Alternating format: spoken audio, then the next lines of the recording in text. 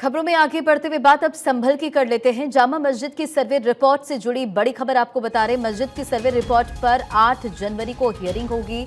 Chandausi court में 8 जनवरी को होगी मामले की सुनवाई।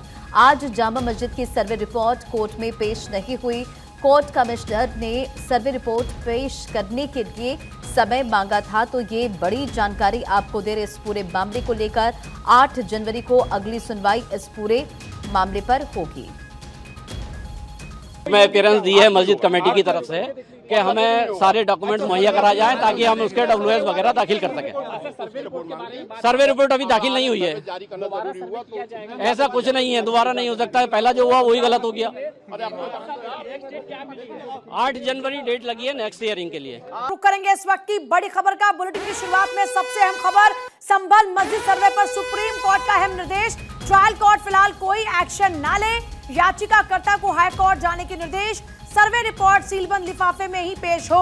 हम चाहते हैं संभल में शांति रहे, संभल में शांति व्यवस्था कायम रहनी चाहिए। मस्जिद कमेटी को कानूनी विकल्पों का मौका मिले। सुप्रीम कोर्ट में याचिका लंबित, 6 जनवरी के बाद मामले पर होगी सुनवाई। संभल की जामा मस्जिद सर्वे मामले में शुक्रवार को सुप्रीम कोर्ट में सुनवाई हुई। कोर्ट ने आदेश दिया कि मस्जिद की सर्वे रिपोर्ट नहीं खुलेगी।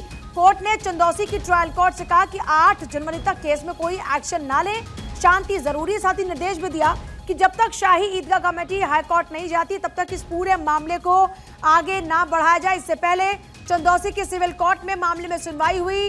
कोर्ट ने सर्वे रिपोर्ट पेश करने का आदेश दिया था, हालांकि रिपोर्ट पेश नहीं हुई।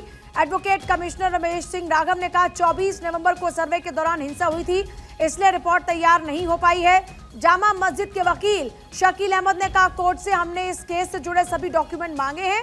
सर्वे रिपोर्ट आज सबमिट नहीं की गई। मस्जिद में अब कोई और सर्वे नहीं होगा।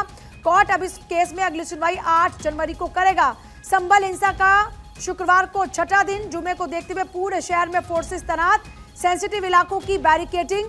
कमिश्नर अंजने कुमार ने कहा सभी अपनी अपनी मस्जिदों में नमाज अदा करेंगे, बाहरी ताकतें यहां ना घुस पाए, हम इस पर नजर रख रहे हैं। हिंसा की जांच के लिए राज्य सरकार ने गुरुवार को 3 सदस्यीय न्यायिक जांच आयोग का गठन किया। इलाहाबाद हाई कोर्ट के रिटायर्ड जज डीके अरोड़ा की अध्यक्षता में गठित आयोग 2 महीने में अपनी जांच पूरी कर रिपोर्ट सरकार को सौंपेगी। जमीयत उलेमा हिंद के अध्यक्ष मौलाना महमूद मदनी ने हिंसा में मारे गए युवकों को वो शहीद बता रहे हैं और परिवार वालों को 5-5 लाख रुपए देने का वो ऐलान करते हुए नजर आए। अधिवक्ता विशुशंकर जैन ने सुप्रीम कोर्ट में सुनवाई को लेकर, अब आप जरा आपको अपडेट दे दें, तो उन्होंने सबसे पहले चिंता जताई। उन्होंने कहा कि अब सुप्रीम कोर्ट ने चिंता जताई और वहां पर शांति सद्भाव बरकरार रहे, इस बात का जिक्र सुप्रीम कोर्ट ने सुनवाई करते हुए किया।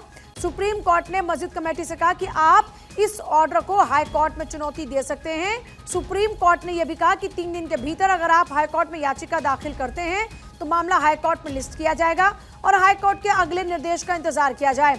तब तक के लिए ट्रायल कोर्ट की कार्रवाई रुकी रहेगी। सुप्रीम कोर्ट ने कहा संभल मस्जिद की सर्वे रिपोर्ट नहीं खुलेगी। कोर्ट ने कहा मस्जिद की सर्वे रिपोर्ट नहीं खुलेगी। इसके अलावा ट्रायल कोर्ट यानी कि चंदौसी की सिविल कोर्ट को निर्देश दिया गया कि 8 जनवरी तक इस केस में कोई एक्शन मत लीजिए, शांति जरूरी है।